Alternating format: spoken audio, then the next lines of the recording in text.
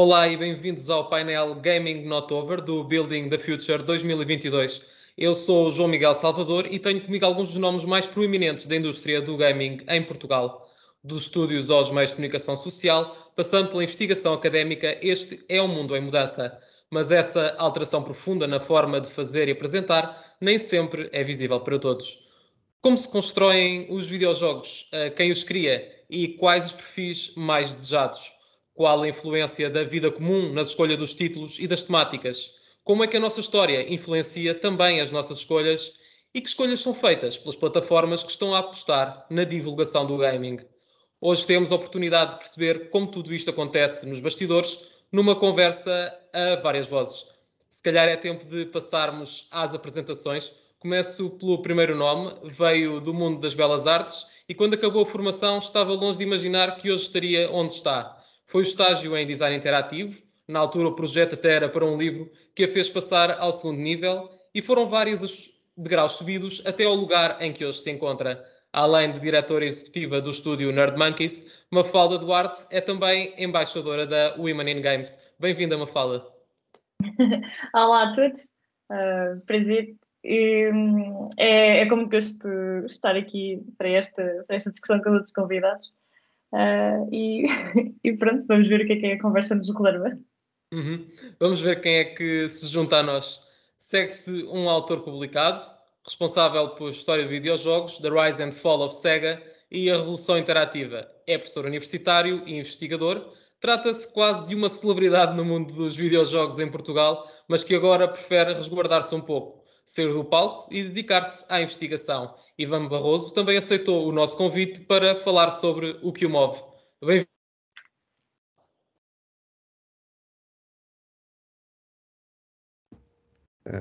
Olá, obrigado. Já só nos falta aqui conhecer um nome. Vamos ao terceiro nome, que se junta a mim, à Mafalda e ao Ivan. Mostrou o mundo digital à imprensa quando muitos quase só acreditavam no papel. Trabalhou com projetos em redes sociais, em novas formas de interação e apresentação de conteúdos no mobile, geriu sites e pensou em conteúdos. Esteve à frente de vários projetos sem nunca fazer game over. Hoje o Pedro Monteiro é o Executive Manager da Advance, uma nova marca da SIC para a comunidade do gaming e dos esports em Portugal. Apresentações feitas, vamos então mostrar que o jogo ainda não acabou e lançar os primeiros dados. Começamos então, se calhar, por quem queria uma fala. Começamos nós. Pelos criadores, então. Vamos então pelos criadores. Quem são e o que fazem estes Nerd Monkeys? Numa altura em que todo o mundo já admitiu que o gaming não é assim uma coisa de nerds, como antes se dizia. Sim, é verdade. Nós somos um estúdio independente que já existe há 8 anos, fomos fundados em 2013. E acho que uma das maiores valências de estar neste âmbito de criação é demonstrar que esta linguagem dos videojogos não serve só para o entretenimento, mas como serve diversas áreas, desde a educação ao turismo. Na verdade, agora tudo o que nos move, não é? Porque todas as coisas, até qualquer aplicação que temos no nosso dia a dia, tem muito da linguagem do gaming e gamificação incorporado. E é isso, quando és um estúdio criador, tu procuras levar a tua visão, um bocadinho da tua visão do mundo a este universo dos videojogos e criar e ser expressivo e expressar-te um pouco através do que é este modelo. Porque o gaming está em várias dimensões da nossa vida, não é? Um momento em que pegamos num smartphone ou um momento em que nos sentamos à frente de um computador. Sim, exatamente. E por exemplo, o nosso primeiro jogo, o Inspector Zé e o Robô Palhaço, no Crime no Hotel Lisboa, na altura foi muito bem recebido por ser o jogo mais português de Portugal. Era feito por portugueses em Portugal, sobre Portugal dos anos 80 e com e imensas piadas dessa geração. E, ok, é um jogo de entretenimento, obviamente, de ficção, mas temos tido esses elementos da nossa cultura, provoca também ser um fator de obra da cultura portuguesa e que pode ser explorada e pode ser partilhada lá fora e dizermos, olha, isto é um bocadinho do nosso sentido de humor ou da nossa história. E é isso que os jogos podem trazer, não é? Além do entretenimento, também trazer um pouco da nossa visão sobre o mundo. Uhum. Isto tem alguns fundamentos que vêm lá de trás, Ivan. Como é que se explica esta identificação com determinados jogos em detrimento de outros? Do ponto de vista, estás a falar mais de geral ou só cá em Portugal? Se calhar partíamos do geral e depois para o particular, o caso português, como a Falda falou agora.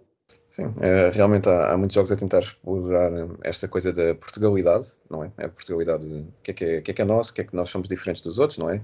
Ou como é que nos destacamos nos outros, e como é que podemos oferecer. Apesar de também termos, claro, produções que são um bocadinho mais, com temas mais internacionais, digamos assim, seja sobre orcs, elfos, jogos de terror que se passam numa espécie de Midwest norte-americano. Portanto, temos assim uma produção muito pluralista, que é muito curioso. Não estamos assim cingidos a um estilo, a um género, e realmente temos uma produção cada vez mais pluralista, ainda bem. E nos últimos tempos até vemos mais produções a explorar temas que são próximos de nós, como o Chama, que é um jogo sobre os incêndios em Portugal, o Aura, que é um jogo sobre a Primeira Grande Guerra nos Açores, o Helena, que é sobre os anos 50 em Portugal, mas neste caso muito concreto, na cidade do Porto. Portanto, começamos assim a ver estas explorações a acontecerem e mais coragem, mais desafio a, se calhar, estas normas. Apesar de, claro, também ser completamente válido continuarmos a explorar outros temas que, se calhar, não são parte da nossa cultura, são parte de outras culturas, como por exemplo, se calhar, falar um bocado sobre o sci-fi, que é uma coisa muito mais, tem muito mais pendor, se calhar, em outros países que em Portugal, apesar, mesmo em Portugal tem alguma produção, por exemplo, cinematográfica na ordem do sci-fi, apesar de ser um bocadinho desconhecida, até. Mas, pronto, estamos em todas as frentes, basicamente. Uhum. O contexto cultural influencia também as escolhas dos jogadores. Como é que as audiências norte-americanas diferem da europeia ou do caso português? Isso é uma boa questão, não é? Realmente há muita investigação científica feita sobre isso, sobre que temas é que podem agradar mais a certas demografias, a certos territórios, não é? Por exemplo, ali no lado do oriental, especialmente ali para o Japão, as temáticas relacionadas com a ameaça nuclear são muito fortes, não é? Porque há um historial, infelizmente, algo trágico de terem lá caído duas bombas nucleares durante a Segunda Guerra Mundial. E vemos que não só pelas temáticas culturais que existem em outros mídias, como o mangá ou mesmo o cinema, claro, mais tarde os videojogos, há muitas dessas situações. Os norte-americanos, por exemplo, têm uma visão um bocadinho mais restrita. Por exemplo, falam muito sobre o caos o terror nuclear, não é? Porque aquilo também fez parte da vida deles. A Guerra Fria foi vivida de forma mais intensa nos Estados Unidos, evidentemente, porque estavam na linha da frente, e deu base a muitas histórias e muitas narrativas baseadas na distopia, não é? Que é um bocadinho, pois, o guerreiro solitário que atravessa um deserto à procura de pessoas, não é? À procura de alimentos, à procura de tentar sobreviver. Se fosse na Europa seria completamente diferente, não é? Porque na Europa se calhar basta andar 50 km em qualquer direção e encontramos uma povoação qualquer. Na América é que podemos andar centenas e centenas de quilómetros e não encontramos às vezes nada, ou então encontramos depois uma espécie de uma povoação, que na Europa seria diferente. E a Europa também tem uma coisa bastante diferente, é que a Europa não é uma única visão cultural, são várias visões culturais. Eu, se ficar ali no centro da Europa e avançar 500 km em qualquer direção, 500, 400, 300 km, consigo ver culturas diferentes e formas de pensar o mundo, que às vezes com as mesmas tendências até artísticas, mas de forma diferente. Como nós, por exemplo, em Portugal temos o nosso estilo próprio, que o Manuel Lino, que toda a gente conhece, não é? Que é uma ramificação de outros estilos europeus que já existiam da época. E essa parte também interessa muito. Há muita cultura norte-americana que teve de contratar quadros técnicos superiores aqui à Europa, porque tem uma visão diferente, tem sempre uma visão diferente e não é assim tão incomum. De repente estamos a falar com uma empresa norte-americana e a pessoa que estamos a falar é um europeu. Uh, e ele tem essa visão, e existe isso realmente com alguma procura. Nós na Europa, claro, proveniente de termos essas culturas todas diferentes, não é? No oeste da Europa, por exemplo, há uma cultura mais bélica, os franceses têm uma cultura muito visual, porque também têm uma grande paixão pela banda desenhada, pelas artes visuais, os nossos colegas, mesmo aqui ao lado, os espanhóis, têm, por exemplo, uma aproximação muito próxima do 3D, tem uma produção muito grande realmente em 3D. Portanto, e mesmo ali, por exemplo, na Alemanha, devido às problemáticas da Segunda Guerra Mundial e que houve uma espécie de proibição de não abordar certos temas bélicos, nasceram, por exemplo, nos jogos de tabuleiro, nasceram muito jogos que tinham mais tendência para procurar temáticas não bélicas, não é? As gestões, por exemplo, de uma quinta ou as gestões de um povoamento. Portanto, isso só são meros exemplos de como as coisas podem ser vividas em diferentes países da Europa. Exato. E é mais fácil neste momento criar um jogo mainstream ou um jogo mais focado em determinado público-alvo? Mafalda, qual é o maior desafio neste momento? É algo que interessa a uma grande Depende. Parte? Acho que depende só do tipo de estúdio que és e do tipo de investimento que tens por trás. Porque, por exemplo, hoje em dia, com analíticas, não é? Conseguimos saber exatamente o que é que o público está à procura e o que é que não está. Grandes estúdios fazem isso, não é? E o mercado mobile, por exemplo, é muito orientado a analíticas, a resultados, é muito dentro do o que é que o público gosta agora, o que é que eles são. E a criação não é artística, não é pessoal, é orientada a um mercado. Mas, por exemplo, um estúdio indie não tem, nem tem essa capacidade, sei lá, de ter nem o foco, nem é o que é que procura fazer. Normalmente tem alguma intenção. Certo, também deves procurar um bocadinho o que é que são tendências, ou onde é que há espaço. Será que há demasiados jogos neste género ou não? Plataformas como a Euroblanca que lançámos este ano, por exemplo, tem alguma dificuldade enquanto género por haver tantos. Então já sabemos que aí temos que marcar pela diferença, temos que apostar no marketing mais agressivo. Mas de qualquer maneira fizemos o jogo que queríamos. Mega empresas já não podem fazer isso, não é? Têm que seguir as suas tendências ou aquilo que já estabeleceram. E portanto eu diria que o mercado cada vez mais é para todos. Tem todo o tipo de criação possível.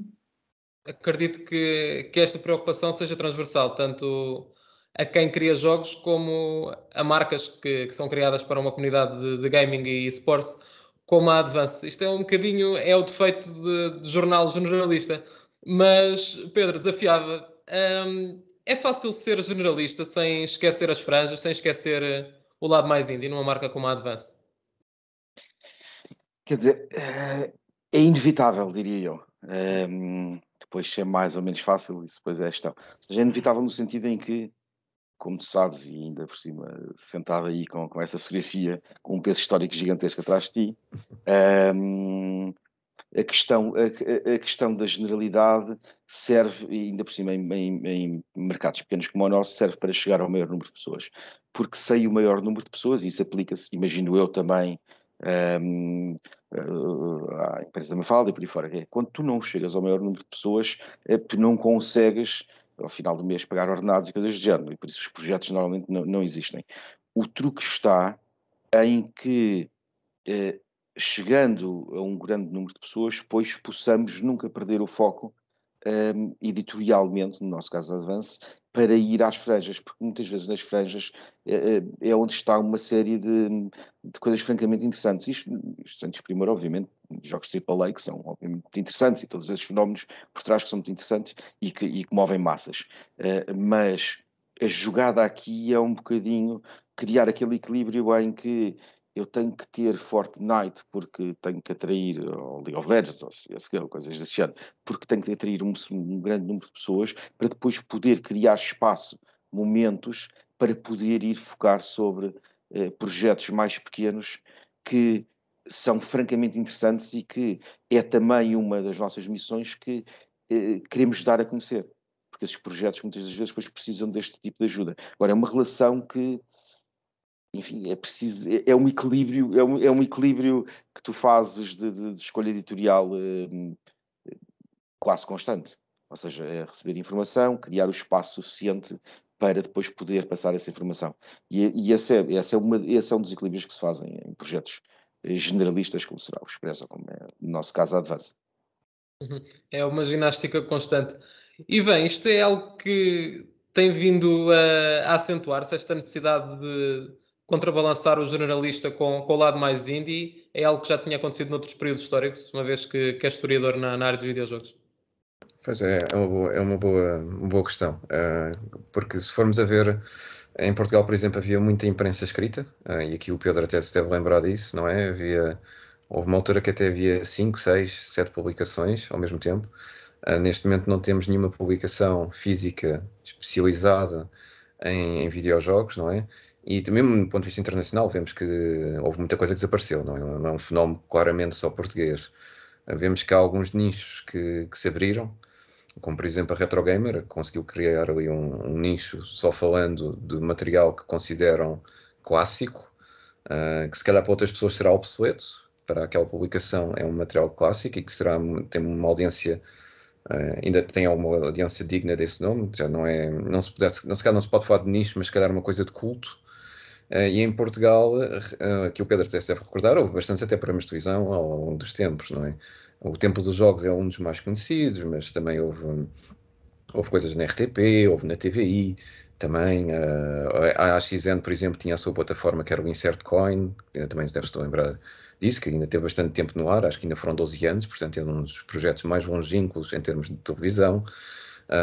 O RTP tinha, por exemplo, o Último Nível, que era um concurso, e de repente começou tudo a mingar e começou tudo a desaparecer. E no início da década passada começámos realmente a ver muitas revistas a desaparecer, muita informação a desaparecer, e mesmo sites, viu-se mesmo muitos sites uh, que eram, que eram, que eram grandes e começaram também a tender a desaparecer, e começou a aparecer mais o formato do blog, o site de pseudoblog, não é? Que é um grupo de amigos junta-se e vamos fazer aqui um site de informação sobre jogos. Que basicamente é um grande parte do nosso núcleo de divulgação de jogos em termos de websites. Claro que há 4 ou 5 projetos que são remunerados, são profissionais, que as pessoas só vivem disso, e há uma série de outros que vivem unicamente é um hobby, ou seja, há uma profissão de quem está nesses sites, e depois há esta coisa de alimentar este blog, este website com conteúdo. E passa-se a mesma coisa agora com o fenómeno dos YouTubers, que não é recente, nem pouco mais ou menos, mas que também cresceu e teve um boom muito grande, depois mingou, depois voltou a crescer, e anda sempre assim numa constância. Sabemos que tudo o que seja informação relacionada com jogos, agora, ainda bem que a SICA avançou aqui com o Advance, porque era um meio criativo que tinha muito pouca divulgação neste meio que é chamado old media, não é? Old media no sentido de televisão, rádio, revistas, livros. Em Portugal sabemos que os videojogos estavam um bocado afastados do meio da televisão, não de todo, mas estavam um bocadinho colocados de lado. E começou a surgir mesmo, por exemplo, a Bola TV também tem agora um canal dedicado a isso. Salvo erro, chama-se Playbola, se não me engano. E mesmo reparamos que entrando até mesmo no site deles há uma divulgação sempre, um dos tabzinhos ao pé do desporto, que é o seu foco, é sempre dedicado também aos videojogos. Portanto, há aqui qualquer coisa a acontecer, de Há algo certeza. a acontecer, sem dúvida alguma. Deixa-me Pedro, só, como é que João, desculpa, diz-me? sabes que em relação a esta história das revistas e mesmo, ou seja, os blogs que tu mencionavas, uma coisa que nós notamos, que também tem a ver com este equilíbrio de ser ou não generalista, é que, por exemplo, no mercado norte-americano de revistas, o que se passou é que as revistas generalistas em que tu compravas uma revista e depois havia 5 páginas sobre Fortnite, por exemplo, e depois outras 5 páginas sobre qualquer outra coisa, eh, passaram a ser muito menos atrativas para as audiências atuais, e não faço sequer de idade. Ou seja, porque as pessoas ficam muito focadas. De antes jogávamos muitos jogos. Nós de antes tínhamos uma coleção, tempo Spectrum, não é? Ou seja, nós tínhamos uma coleção de EN cassetes, EN jogos diferentes. E a malta jogava uma série de jogos. Hoje em dia, quando são jogos de investimento pessoal, ou seja, uma coisa é ter um Candy Crush no telemóvel e de vez em quando estar ali a fazer umas coisas. Quando são jogos de investimento pessoal, o investimento de tempo é tão grande que depois a seguir tu queres saber daquilo. Ou seja, e não tens esta coisa. Obviamente que há pessoas que jogam mais do que um jogo, mas há muito investimento. Malta que joga Call of Duty e joga muito Call of Duty. Uhum. E depois a seguir, quanto muito, é um Valorant que talvez comece a ir ali, mas demora tempo e começa ali a roubar. Mas não vão querer ler sobre League of Legends, porque não Certo. jogam. Quer dizer, estou noutra área. Isso é interessante também nestas questões todas de vermos aqui como o ecossistema muda e como é que se comunica e como é que ele próprio se comunica. Sim. Falavas de Concordo investimento, plenamente. eu sei que o investimento que falavas não era financeiro da parte do jogador, mas há aqui um certo desequilíbrio. Acredito que os grandes jogos tenham um custo de desenvolvimento muito maior hoje do que tinham há anos atrás, e se formos às prateleiras das principais lojas, os jogos de hoje em dia nas consolas têm um valor muito semelhante ao que tinham há 10 anos, se calhar, ou até há 15. Como é que, como é que se consegue ganhar dinheiro? Como é que as majors ainda conseguem ganhar dinheiro estando assim reféns de um jogador que não gasta mais de 60 euros, 70 euros num jogo? Essa pergunta para quem? Desculpa. Para falar? Era aberta, não sei quem é que Ok. quer Estou a falar. pegar nela. Sim, não, eu acho que toda a gente vai ter a sua opinião. É por isso, exatamente, que outros modelos de negócios existem. É por isso que a maior parte destes jogos depois tipo, não são. Os grandes não são exclusivamente comprar uma vez, mas são comprar uma vez para o base game e depois compras skins e depois compras loot, uma data de outros sistemas de monetização que incorporam dentro desse jogo. Acho que em termos dos maiores, o League of Legends foi definitivamente um dos primeiros a mostrar de como podia monetizar tudo à volta do jogo sem tudo o que era de aspecto e criativo, e lá está, agora eles têm um departamento de música específico, série da Netflix. Acho que definitivamente é mostrar que dá para criar a marca e tentar monetizar tudo o que é à volta disso, e dentro do jogo monetizar o máximo possível, que ainda signifique apenas não dar bónus aos jogadores ou não comprares uma arma melhor que o outro, mas sim foca em estética. E isso definitivamente é o que os jogadores querem. É que a experiência de jogo deles não seja desvalorizada porque têm mais ou menos posses financeiras que outros ou porque investiram mais ou menos. E eu acho que depois, e lá está o Fortnite agora segue-se exatamente no mesmo modelo. As loot boxes também são um mix, mas que a maior parte das vezes também estão dentro disso, se bem que coisas como o Genshin pode dar ou não tipo um advance de skills, porque depois também já te dá uma personagem, essa personagem agora pode ser melhor que outras pessoas, mas de qualquer maneira tu não tens a percepção que é injusto, porque é aleatório para toda a gente. São esses sistemas que basicamente sustentam as grandes máquinas. Uhum.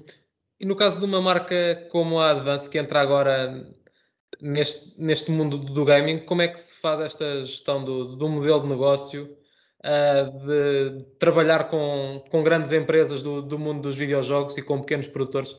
Como é que se faz este jogo de anca? O nosso lado, em termos de. Repara, o nosso lado em termos de produção editorial é um jogo relativamente simples, porque aí é um jogo de produção editorial, por isso, escolhas editoriais, como falávamos há bocado.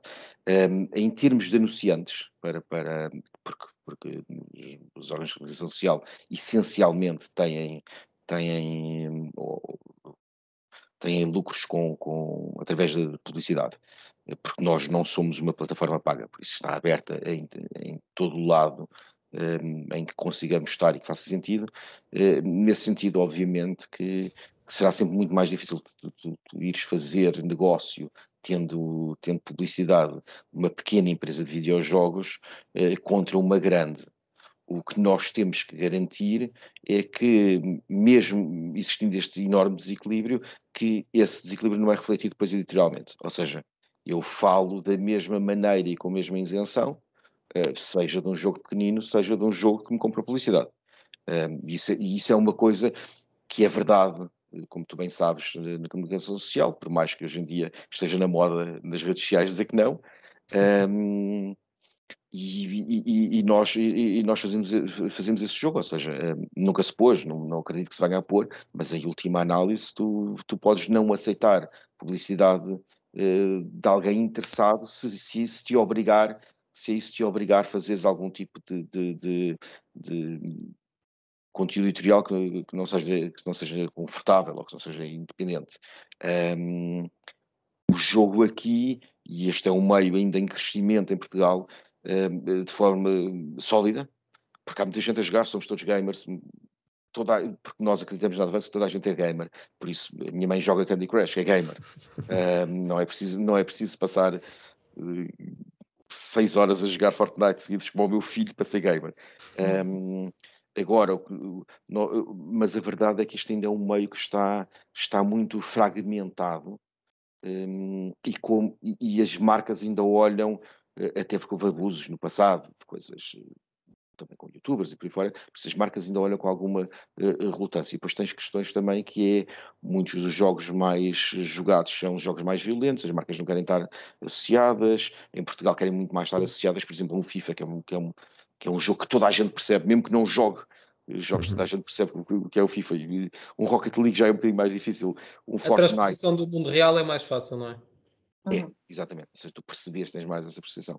Por isso é aqui uma jogada de nós, por um lado, jogar com os players que já existem para financiar este projeto, e por outro lado,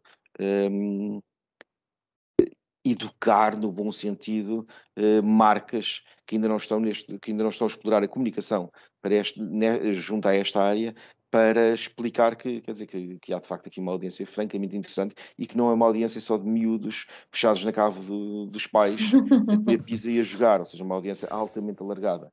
Tu a partir do momento que tens malta que foi jovem nos anos 80, no início dos anos 80, jogou e muitas vezes continua a jogar. É um trabalho de educação que tem de ser feito para que se perceba que o todo é bastante grande e há uma grande abrangência. Temos aqui no final desta conversa, eu gostava de abrir aqui uma última vez o microfone aos três. Do vosso lado, como é que é feita a interação entre os mídia, a indústria e a comunidade, e como é que vem o futuro dessa mesma conversa constante entre as três partes? Para nós é muito importante estarmos nos dois. A Nerd Monkeys desde o início, que sempre teve um papel muito ligado à comunidade só portuguesa, como organizar meets e eventos, como a relação com youtubers e meios sociais, o próprio Filipe Pina, que foi um dos cofundadores também de projetos de televisão antes. E depois esse ADN evoluiu para o trabalho que fazemos agora também, até do que é que significa diversificar a imagem e os contactos. O nosso projeto, por exemplo, das short games é muito isso, não é? Ir buscar outros indies e nesta comunidade e o que é que significa isto agora de juntos levarmos mais longe esta divulgação. É algo que o Pedro já tinha falado, desse equilíbrio entre grandes e pequenos, e algo que o Ivan também nos falou ao fazer aqui a construção dos videojogos. Estamos mesmo a terminar. Resta-me agradecer a todos por terem aceitado o desafio do Building the Future. Gaming Not Over fica por aqui, mas o jogo não acabou. Até à próxima. Até à próxima. Obrigado pelo convite. Obrigado.